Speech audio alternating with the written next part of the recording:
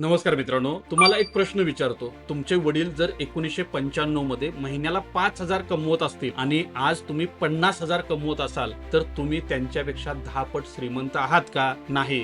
उलट काही लोक 1 लाख पगार घेऊन सुद्धा त्यांच्या वडिलांपेक्षा आर्थिकदृष्ट्या जास्त तणावामध्ये आहेत. का? कारण पगार वाढला पण पैशाची किंमत कमी झाली. आणि हीच गोष्ट आज मी अशा पद्धतीने समजावणार आहे की पुढच्या वेळेला सॅलरी इन्क्रीज झाली तरी तुम्ही आधी इन्फ्लेशनचा विचार कराल. मी लहान होतो तेव्हा बाबा मला 10 रुपये द्यायचे. त्या 10 रुपयांमध्ये एक वडापाव यायचा, चहा, बिस्किट सर्व यायचं आणि पैसे देखील शिल्लक राहायचे. आज 10 रुपयामध्ये काय येतं? कदाचित गाडीचं पार्किंग देखील होत नाही. मग प्रश्न, वडापाव बदलला नाही, 10 रुपये बदलले ते देखील नाही. मग काय बदललं? रुपयाची ताकद बदलली. महागाई म्हणजे वस्तू महाग होणं नाही, महागाई म्हणजे रुपयाची ताकद कमी होणं.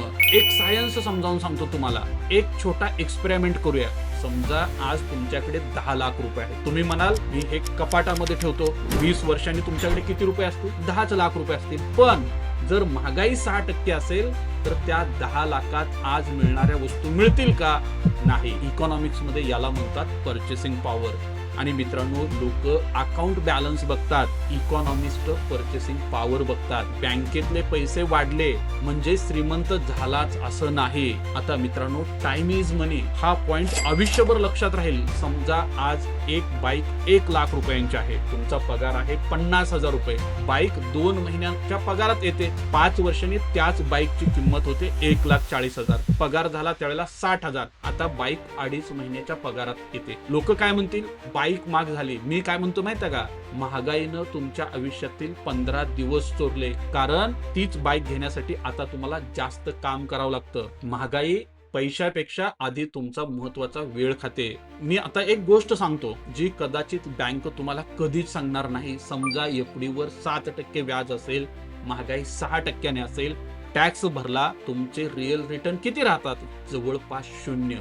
म्हणजे स्टेटमेंटवर पैसे वाढले पण जीवनात फारसे वाढले नाहीत. म्हणून मोठे इन्व्हेस्टर इंटरेस्ट रेट नाही तर रिअल रिटर्न बघतात. एफडी रिस्क फ्री असू शकते पण इन्फ्लेशन फ्री असू शकत नाही. पहिल्यांदा लक्षात घ्या. तुम्ही कधी विचार केलाय का श्रीमंत लोक सॅलरीवर कमी आणि असेटवर जास्त लक्ष का देतात? कारण सॅलरी महागाईच्या मागे धावते आणि असेट्स महागाईच्या पुढे धावण्याचा प्रयत्न करतात. म्हणून श्रीमंत लोक कॅश साठवत नाहीत, ते प्रोडक्टिव्ह असेट्स तयार करतात. इक्विटी, बिझनेस, रिअल इस्टेट आणि दीर्घकालीन गुंतवणूक. याचा अर्थ प्रत्येक असेट नेहमी महागाईला हरवेलच असं देखील नाही. पण दीर्घकाळात जर तुम्ही प्रॉपर नियोजन केलं तर महागाईपेक्षा वाढीव क्षमता असलेलं असेट तुम्हाला जास्त रिटर्न मिळवून देऊ शकतं. आता सर्वात मोठा एक भ्रम आहे. तुम्ही म्हणाल माझा पगार 10% वाढला. मी विचारतो महागाई किती टक्के वाढली? 7%. मग तुमची खरी वाढ किती? 3%. टॅक्स भरल्यानंतर अजून कमी होते. म्हणून सॅलरी